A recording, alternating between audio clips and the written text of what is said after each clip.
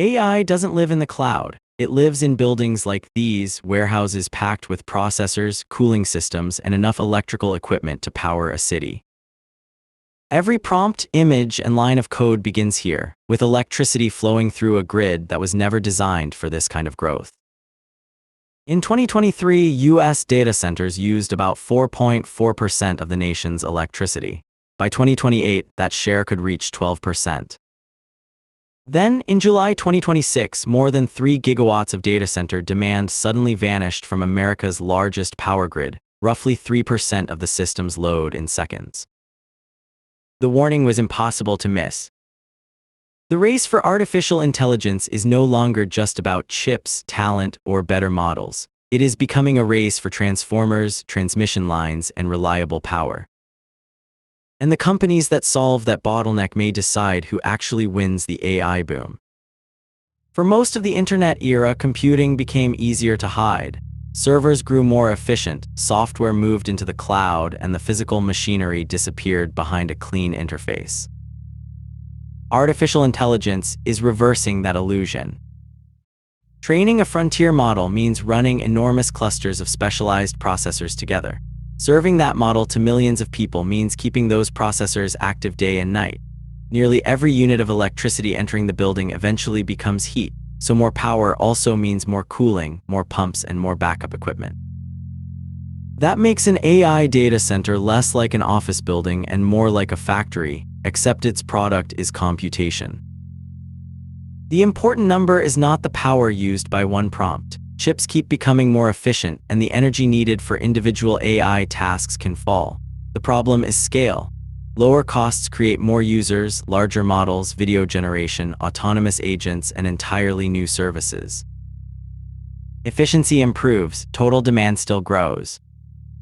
The International Energy Agency expects global data center electricity consumption to more than double by 2030, reaching roughly 945 terawatt-hours, slightly more electricity than Japan uses today. AI is expected to be the largest driver of that increase. And unlike a new phone or software update, this growth cannot be deployed with a download. Every new cluster needs a physical connection to the power system. This is where two very different clocks collide. A technology company can order chips, assemble servers, and construct a data center campus in a few years. Electricity infrastructure moves on a slower timeline. New power plants must be planned, financed, permitted, studied, and connected. Transmission routes cross cities, farmland, state borders, and thousands of individual properties. Substations need transformers, switchgear, and crews with highly specialized skills. Even before the AI surge, the connection process was congested. Lawrence Berkeley National Laboratory found nearly 2,600 gigawatts of proposed generation and storage waiting in U.S. interconnection queues at the end of 2023. For the projects that actually reached commercial operation that year, the median journey from connection request to operation was 5 years. Then there is the equipment itself. Transformers are the machines that change voltage so electricity can travel across the grid and safely enter a facility. They are not glamorous, but without them, $1 billion of processors can sit in a dark building. U.S. Department of Energy data shows that delivery times for distribution transformers grew from roughly 3 to 6 months in 2019 to 12 to 30 months in 2023. Large power transformers can be even harder to replace because many are custom-built, weigh hundreds of tons, and have few domestic manufacturers. So the bottleneck is not one thing. It is generation, transmission, substations, transformers, permits, and time, all at once. National totals can make the challenge look manageable. Data centers are still a minority of overall electricity demand. But grids do not experience averages. They experience specific loads in specific places at specific hours. Data centers cluster where fiber connections, tax incentives, skilled workers, and reliable power already exist. Northern Virginia became the world's largest data center hub for exactly those reasons. That concentration can turn a national percentage into a local shock. BJM Interconnection operates the grid serving about 67 million people across all or parts of 13 states and Washington, D.C. In July 2026, It reported more than 3 gigawatts of demand disappearing almost instantly during a voltage disturbance.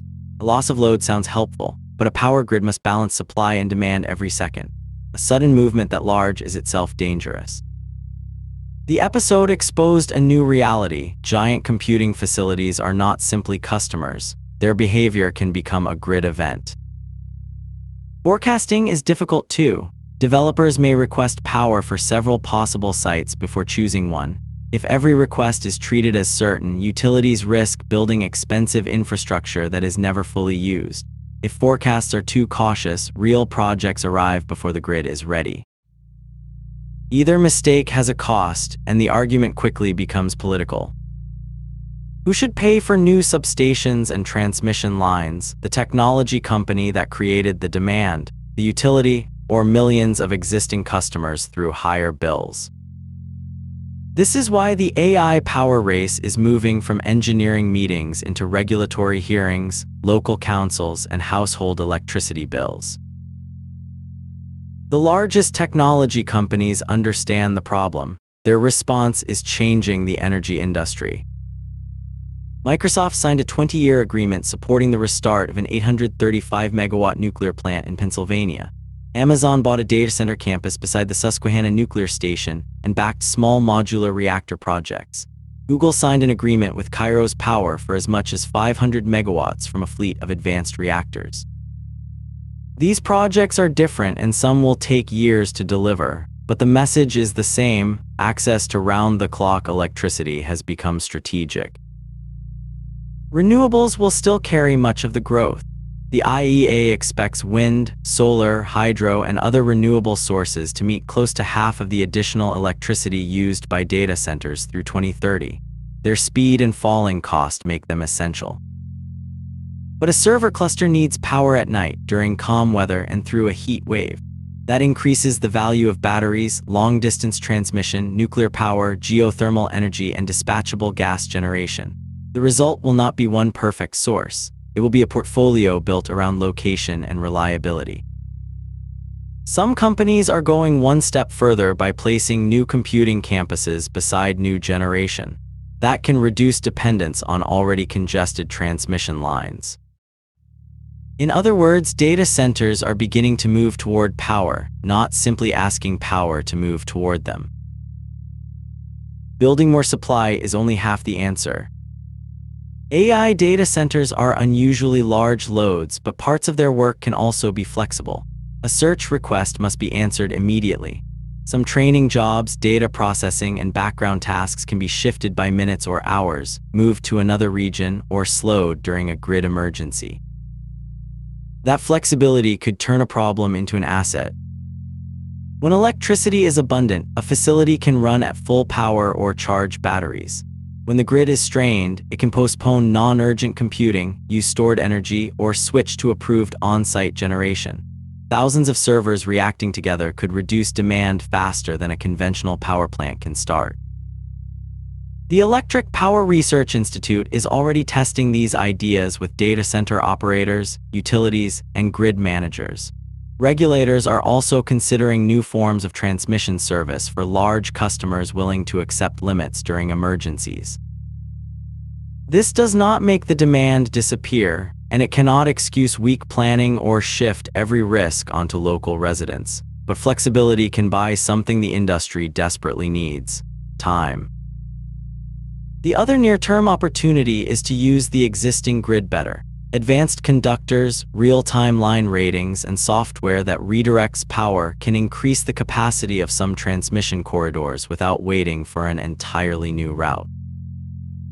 None of these solutions is dramatic on its own. Together, they can determine whether a new data center connects next year or waits half a decade.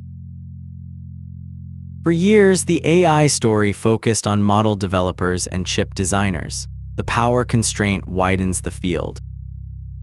The winners may include utilities that can add supply quickly without pushing unreasonable costs on customers. They may include manufacturers of transformers, switchgear, turbines, cables, batteries, and cooling systems. They may include energy developers with land beside strong grid connections, and data center operators that can shift computing instead of demanding maximum power every second. There will also be losers. A state can offer tax breaks and cheap land, then discover that electricity is the true limiting resource. A technology company can secure thousands of processors but wait years for a substation. A utility can overbuild for speculative projects and leave ordinary customers paying for unused equipment. And the biggest risk is assuming that announced capacity is the same as real capacity. A planned reactor is not yet electricity. A solar project waiting in a connection queue is not yet electricity. A transformer with a 2-year delivery time is not yet electricity. The physical world does not move at software speed. That may be the most important lesson of the AI boom. The cloud was always a metaphor. Beneath it are power plants, transmission corridors, cooling pipes, substations, and people keeping a 60 Hz machine in balance every second of every day. Artificial intelligence may feel weightless. Its future is anything but. The next breakthrough model will still matter, so will the next generation of chips. But the next phase of the race may be decided somewhere far less visible, at the point where computing ambition meets an available megawatt. This is Framebound. Explore more, understand deeper.